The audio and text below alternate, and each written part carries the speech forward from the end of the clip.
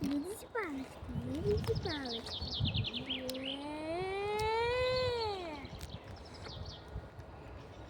Вот. У нас тут будут шашлычки. Шашлык. А могут...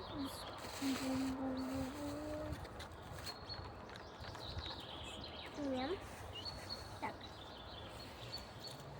Теперь мы собираем палочки. Палочки. Шашлычки, палочки. Шашлычки, палочки. Дедушка, тебе нужны палочки? Да, бросай.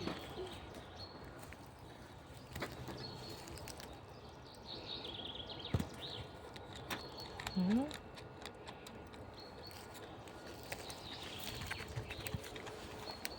И всем пока. Подписывайтесь на мой канал.